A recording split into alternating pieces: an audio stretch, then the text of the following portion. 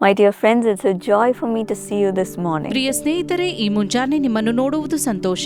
Today we're meditating on Romans 8:1. ನಾವು ಈ ದಿನ ರೋಮಾಪುರ 8:1 ಧ್ಯಾನಿಸಲಿದ್ದೇವೆ. There is now no condemnation for those who are in Christ Jesus.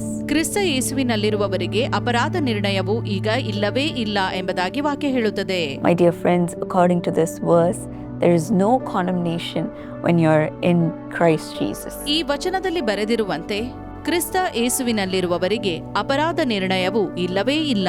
We see in the Bible of an instant where the Pharisees brought a woman to Jesus. ಫರಿಸಾಯರು ಒಬ್ಬ ಹೆಂಗಸನ್ನು ಯೇಸುವಿನ ಬಳಿಗೆ ತಂದ ಘಟನೆಯನ್ನು ಸತ್ಯವೇದದಲ್ಲಿ ನೋಡುತ್ತೇವೆ. Jesus was preaching in front of the temple courts. ಯೇಸು ದೇವಾಲಯದ ಮುಂದೆ ಜನರಿಗೆ ಉಪದೇಶ ಮಾಡುತ್ತಿದ್ದನು. And just to find one fault, they brought a woman who had just committed adultery in front of Jesus. ಅಲ್ಲಿ ಫರಿಸಾಯರು ವ್ಯಭಿಚಾರದಲ್ಲಿ ಸಿಕ್ಕಿಬಿದ್ದ ಒಬ್ಬ ಹೆಂಗಸನ್ನು ಯೇಸುವಿನ ಬಳಿಗೆ ತಂದದನ್ನು ನೋಡುತ್ತೇವೆ. And they said, according to the law of Moses, we are to stone such a woman. ಮೋಶೆಯ ಧರ್ಮಶಾಸ್ತ್ರದಲ್ಲಿ ಬರೆದಂತೆ ನಾವು ಈಕೆಯನ್ನು ಕಲ್ಲೆಸೆದು ಕೊಲ್ಲಬೇಕು ಎಂದು ಹೇಳಿದರು. And they asked Jesus, what do you say? ನೀನೇನು ಮಾಡಬೇಕೆನ್ನುತ್ತೀ ಎಂದು ಯೇಸುವನ್ನು ಕೇಳಿದರು. Jesus was silent. Yesu ಸುಮ್ಮನಿದ್ದನು. And they kept on questioning him. ಆದರೆ ಅವರು ಪ್ರಶ್ನಿಸುವುದನ್ನು ಬಿಡಲೇ ಇಲ್ಲ. Then Jesus said, ನಂತರ ಯೇಸು ಹೇಳಿದನು, let any one of you who is without sin, you may be the first one to stone her. ನಿಮ್ಮಲ್ಲಿ ಪಾಪವಿಲ್ಲದವನು ಯಾರೋ ಅವನೇ ಮೊದಲು ಆಕೆಯ ಮೇಲೆ ಕಲ್ಲನ್ನು ಹಾಕಲಿ ಎಂದು ಹೇಳಿದನು. Then slowly everyone put the stone down and started to leave the place. ಒಬ್ಬರ ನಂತರ ಒಬ್ಬರು ಕೈಯಲ್ಲಿದ್ದ ಕಲ್ಲುಗಳನ್ನು ಕೆಳಗೆ ಹಾಕಿ ಹೊರಟು ಹೋದರು. Jesus looked up at the woman and said, ಯೇಸು ನೆಟ್ಟಗೆ ಕೂತುಕೊಂಡು ಸ್ತ್ರೀಯನ್ನು ನೋಡಿ ಹೀಗಂದನು, woman, where are they? Has no one condemned you? ಅಮ್ಮ, ನಿನ್ನ ಮೇಲೆ ತಪ್ಪು ಹೊರಿಸುವವರು ಎಲ್ಲಿದ್ದಾರೆ? ಯಾರೂ ಶಿಕ್ಷೆ ವಿಧಿಸಲಿಲ್ಲವೋ? She said, no one, sir. ಯಾರೂ ವಿಧಿಸಲಿಲ್ಲ ಸ್ವಾಮಿ ಅಂದಳು. Then Jesus said, neither do I. ನಾನು ಶಿಕ್ಷೆ ವಿಧಿಸುವುದಿಲ್ಲ ಎಂದು ಯೇಸು ಹೇಳಿದನು. Go and sin no more. ಹೋಗು, ಇನ್ನು ಮೇಲೆ ಪಾಪ ಮಾಡಬೇಡ. Yes, my dear friends, we see how Jesus doesn't condemn this sinner. ಹೌದು ಪ್ರಿಯ ಸ್ನೇಹಿತರೆ, ನಾವು ಇಲ್ಲಿ ನೋಡಿದಂತೆ ಯೇಸು ಪಾಪಿಯನ್ನು ಖಂಡಿಸಲಿಲ್ಲ. But he boldly says, go and sin no more. ಆದರೆ ಆತನು ಹೇಳಿದನು, ಹೋಗು, ಇನ್ನು ಮೇಲೆ ಪಾಪ ಮಾಡಬೇಡ ಎಂದು. He doesn't label her as an adulterer. ವ್ಯಭಿಚಾರಿಣಿ ಎಂಬ ಹೆಸರನ್ನು ಆಕೆಗೆ ಕೊಡಲಿಲ್ಲ. He doesn't push her away. ಆಕೆಯನ್ನು ದೂಡಲಿಲ್ಲ. But he calls her to a life of righteousness. ನೀತಿಯುಳ್ಳ ಜೀವಿತಕ್ಕೆ ಆಕೆಯನ್ನು ಕರೆದನು. And gives her redemption to a new start. ಹೊಸ ಆರಂಭಕ್ಕಾಗಿ ವಿಮೋಚನೆಯನ್ನು ನೀಡಿದನು. In the same way, today in this world, people may have labeled you because of your past sins. ಹಿಂದೆ ಮಾಡಿದ ತಪ್ಪುಗಳಿಂದಾಗಿ ಜನರು ನಿಮಗೆ ಕೆಟ್ಟ ಹೆಸರನ್ನು ನೀಡಿರಬಹುದು. Or you're a failure. ನೀನು ಸೋತವನು. You're a cheater. ನೀನು ಮೋಸಗಾರ. You're a liar. ನೀನು ಸುಳ್ಳುಗಾರ. You have stolen many things. ಅನೇಕ ವಸ್ತುಗಳನ್ನು ಕದ್ದಿದ್ದಿ. You are a fraud. ನೀನು ವಂಚಕನು. Nothing good can come out of you. ಯಾವ ಒಳ್ಳೆಯದು ನಿನ್ನಿಂದ ಸಾಧ್ಯವಿಲ್ಲ. There is no redemption for you. ನಿನಗೆ ವಿಮೋಚನೆ ಇಲ್ಲ. You must be destroyed. ನೀನು ನಾಶವಾಗಬೇಕು.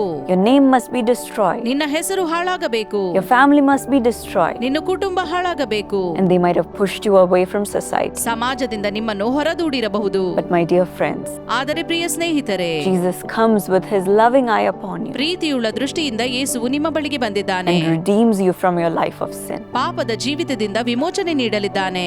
from your ನಿಮ್ಮ past, ಹಿಂದಿನ ಜೀವಿತದಿಂದ, from whatever is holding you back. ನಿಮ್ಮನ್ನು ತಡೆ ಹಿಡಿಯುತ್ತಿರುವ ಸಂಗತಿಗಳಿಂದ. And he calls you to live a righteous life. ನೀತಿಯುಳ್ಳ ಜೀವಿತಕ್ಕಾಗಿ ಕರೆ ನೀಡುತ್ತಿದ್ದಾನೆ. He doesn't want you to be separated from him because of this sin. ಈ ಪಾಪದಿಂದಾಗಿ ನೀವು ಆತನಿಂದ ದೂರವಾಗಬಾರದೆಂದು ಆತನು ಬಯಸುತ್ತಾನೆ. But he lovingly calls you out of this sin, ಪಾಪದಿಂದ ಹೊರಬರುವುದಕ್ಕಾಗಿ ಪ್ರೀತಿಯಿಂದ ಕರೆಯುತ್ತಾನೆ. helps you overcome it, ಜಯಿಸಲು ಸಹಾಯ ಮಾಡುತ್ತಾನೆ. and helps you to live with him. ಆತನೊಂದಿಗೆ ಜೀವಿಸುವುದಕ್ಕೆ ಸಹಾಯ ಮಾಡುತ್ತಾನೆ. So today, leave all of your sin behind. ನಿಮ್ಮೆಲ್ಲ ಪಾಪವನ್ನು ಬಿಟ್ಟು ಬನ್ನಿರಿ. Every hurt that is holding you back, ನಿಮಗೆ ತಡೆಯಾಗಿರುವ ನೋವುಗಳಿಂದ, everything that has broken you, ನಿಮ್ಮನ್ನು ಮುರಿದಿರುವ ಎಲ್ಲ ಸಂಗತಿಗಳಿಂದ, and everything that you're not able to overcome.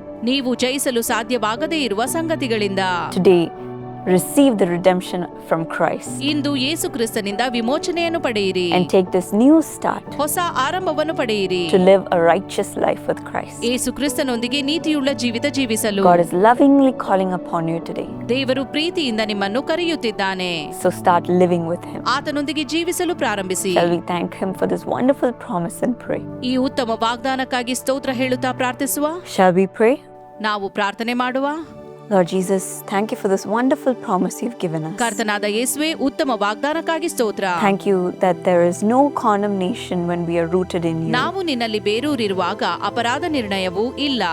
Today, help us to leave all of the life of sin, ಇಂದು ನಾವು ಪಾಪದ ಜೀವಿತವನ್ನು ಬಿಡುವುದಕ್ಕೆ ಸಹಾಯ ಮಾಡು. our sinful desires, ಪಾಪದ ಆಸೆಗಳು, all the pleasures and distractions, ಎಲ್ಲ ಇಚ್ಛೆಗಳು, ವ್ಯಾಕುಲತೆಗಳು, all the addictions, Lord, ಎಲ್ಲ ಚಟಗಳು, and help us to be made brand new. ನಾವು ನೂತನ ವ್ಯಕ್ತಿಗಳಾಗುವಂತೆ ಮಾಡು ದೇವರೇ. Lord, today, those who are hurt because of all the labels that people have put upon them, ಜನರು ನೀಡಿರುವ ಕೆಟ್ಟ ಹೆಸರುಗಳಿಂದಾಗಿ ಯಾರ್ಯಾರು ನೋವಿನಲ್ಲಿದ್ದಾರೋ, Lord, I pray that you will pour your love upon them, Lord. ದೇವರೇ, ನಿನ್ನ ಪ್ರೀತಿಯನ್ನು ಅವರ ಮೇಲೆ ಸುರಿಸು ಎಂದು ಬಿಡುತ್ತೇನೆ. Remove every hurt and bitterness, ಎಲ್ಲ ನೋವನ್ನು, ಕಹಿಯನ್ನು ತೆಗೆದುಹಾಕು and help them to live a brand new life along with you. ಅವರು ನಿನ್ನೊಂದಿಗೆ ನೂತನ ಜೀವಿತವನ್ನು ಜೀವಿಸುವಂತೆ ಮಾಡು.